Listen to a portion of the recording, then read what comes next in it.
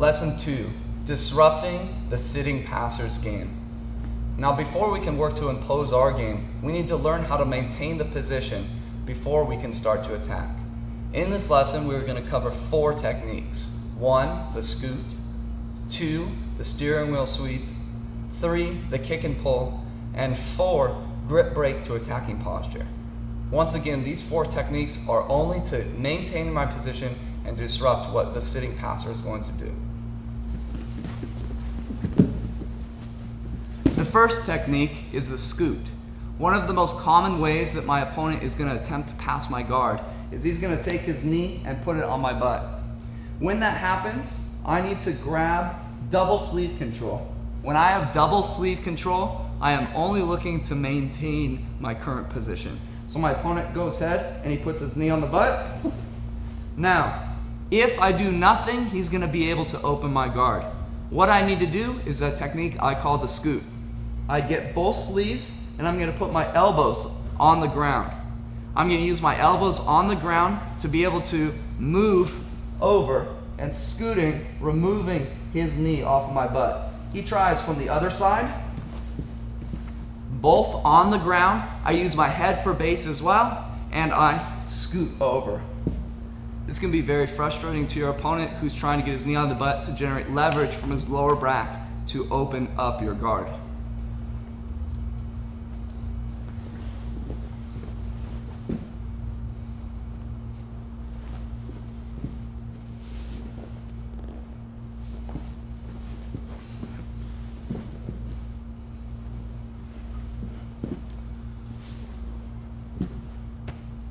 The second technique is what I like to call the steering wheel sweep. When my opponent puts the knee on the butt and I've done a few scoots and he realizes that's what I'm going to do, what he often does is he overcommits his knee to one side, leaving him primed for a sweep. Right here, I get double sleeve control, looking to maintain my position. He puts the knee on the butt, but he puts it too far over this way because I've scooted and he realizes I'm just keep scooting over if that's the possibility. So what I'm going to do is I'm going to turn my legs like this and I'm going to take him over, folding his arms like this across my body. And what I call the steering wheel sweep. It's like turning a steering wheel. Take the mounted position. Now often you don't get the mounted position, but that's okay because we're organizing it into a philosophy of first we need to maintain our position before we can attack. So if he doesn't quite go over, what happens is that knee is off your butt and you're back to square one, which is the closed guard sitting. Now, the next thing that your opponent will try and do is he'll try and take your forearm and grind it into your knee, grabbing your own leg, causing you to open your guard. There's a simple technique which I call the kick and pull to rid this grip.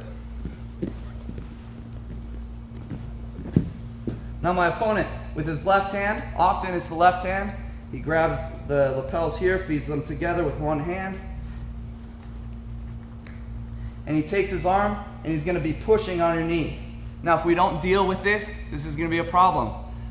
Double sleeve control again, and I'm going to rip his arm forward as I kick my knee straight like this. Only temporarily. Once I strip the grip, I regain like this. Causing him to strip, and we're back in square one, the closed guard sitting. Tries the other side. Right here. Again, the other side. Pull and kick. Kick and pull. Square one, closed guard sitting. Now the last technique, the grip break to offensive posture, is kind of one that goes along with the scoot and the steering wheel sweep. It goes along with it because often his hands are in the position you're about to see.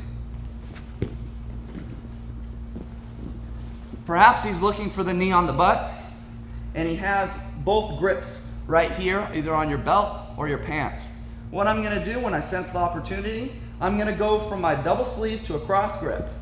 I'm going to work this underneath. It's often crowded.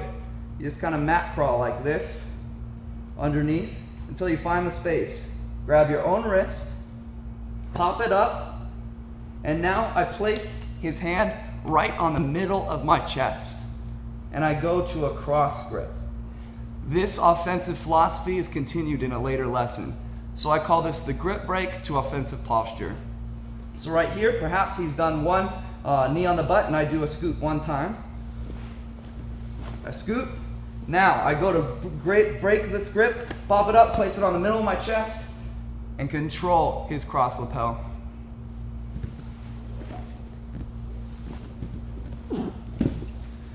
Now, once again, the first thing you need to worry about is maintaining your position. Once you're confident in a position and you're confident your opponent cannot pass sitting, then you can start to attack.